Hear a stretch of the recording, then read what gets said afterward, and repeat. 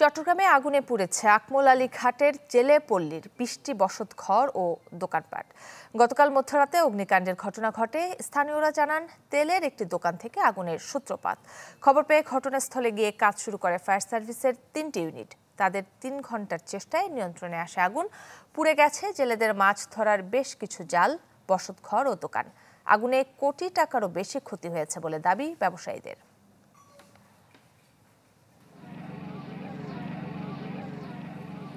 দর্শক, এ বিষয়ে আরও জানাতে চট্টগ্রাম থেকে সরাসরি যুক্ত হচ্ছেন এমদাদুল হক।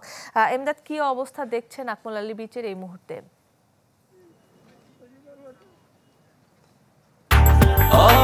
ব্রেকফাস্ট, টিফিন কিংবা স্ন্যাক টাইমে মজাদার আয়োজন মানে অল টাইম ব্রেড।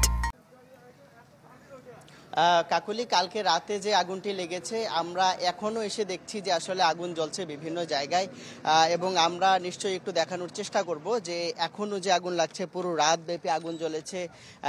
এখনো আগুন নিশ্চয়ই আপনি ক্যামেরার মাধ্যমে দেখছেন যে এই আকমল আলী ঘাট সেটিতে কিন্তু আমি যদি একটু তথ্য, যদিও আমাদের নিউজে দেওয়া হয়েছে যে গতকাল রাত 12টার দিকে আসলে আগুন লাগে, এবং এই আগুনের পরে ফায়ার সার্ভিসের পক্ষ থেকে কিন্তু এসেছিল। ফায়ার সার্ভিসের 3টি ইউনিট কিন্তু এসে আগুন নেভানোর জন্য চেষ্টা করে, এবং এই যে আগুন সেটি আমরা দেখছি যে বিভিন্ন স্থাপনা এখনো পর্যন্ত কিন্তু আগুন জ্বলছে।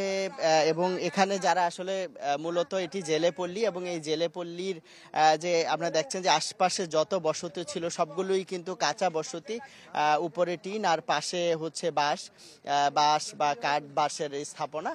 এগুলো আসলে মুহূর্তে যেহেতু আগুন লেগে পুরোপুরি আসলে একদম ভস্মীভূত হয়ে গেছে, এবং যেহেতু যেটি ধারণা করা হচ্ছে যে তেলের এই দোকানটি থেকে আগুনের সূত্রপাত হয়েছে, এবং এর কারণেই কিন্তু আমরা যেটি দেখছি যে এখনো কিন্তু আগুন জ্বলছে, এবং যারা আসলে পুরো দুই পাশ পুরো একদম ভস্মীভূত হয়ে গেছে, কিন্তু অনেক দোকানপাট কিন্তু এখানে পুড়ে গেছে। এবং এখানে এই যে পুরো ছাইয়ের মধ্যে আসলে যারা ক্ষতিগ্রস্ত আছেন তারা অনেকে হয়তো বা তাদের জিনিসপত্র একটু খুঁজে বেড়াচ্ছেন। আপনার কি বাসা আছে এখানে? তো আপনারা নিশ্চয়ই দেখছেন যে কাকুলি, এই যে আগুন, জেলেপল্লীর যে আগুন, এটি হচ্ছে আকমল আলী ঘাট, এবং এখানে এটি বলা হয়ে থাকে যে এখান থেকে এটি সাগরের একদম পাশে, বঙ্গোপসাগরের, এবং এই এখান থেকে সাগরে মাছ ধরতে যান জেলেরা, এবং এটি সাগর থেকে মাছ ধরার পরে এটি অবতরণের এটি অন্যতম বড় ঘাট কিন্তু এটি। তো সব মিলে আসলে মানুষের যে যারা নিম্ন আয়ের মানুষ, জেলে যারা, তাদের অস্থায়ী যে আবাস, সেটি আসলে অনেকটা পুরোপুরি অনেকটা ধ্বংস হয়ে গেছে। আমি দু একজনের সাথে একটু কথা বলতে চাই। আপনার এখানে আসলে ঘর ছিল কিনা, কিভাবে আগুন লাগলো? কি ঘর ছিল? আমার ঘর ছিল, 3টে বোটের মাল সামনা ছিল, ওইখান থেকে মনে একটা কিছু বাইরে হতে পারিনি, সম্পূর্ণ সব জ্বলে গেছে এই আর কি।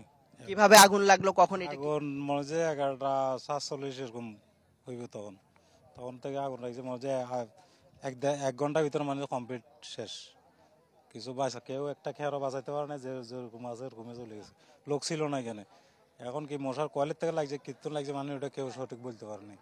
খুব দুঃখজনক। কাকুলি, শুনলেন যে আসলে এই যে যারা জেলে আসলে কঠোর পরিশ্রম করে সাগরে মাছ ধরে বিক্রি করে, যে সামান্য অবলম্বন দিয়ে আসলে তারা এই অবলম্বন জুড়িয়েছিলেন, ঘর তৈরি করেছিলেন, সেটিও সাগরে একদম আগুনে পুরোপুরি ভস্মীভূত হয়ে গেছে। তাদের এখন খোলা আকাশের নিচে থাকা ছাড়া। এমদাদ, আপনাকে ধন্যবাদ। দর্শক, চট্টগ্রামের আকমল আলী ঘাটের জেলেপল্লীর আগুনের সর্বশেষ খবর জানাচ্ছেন এমদাদুল হক।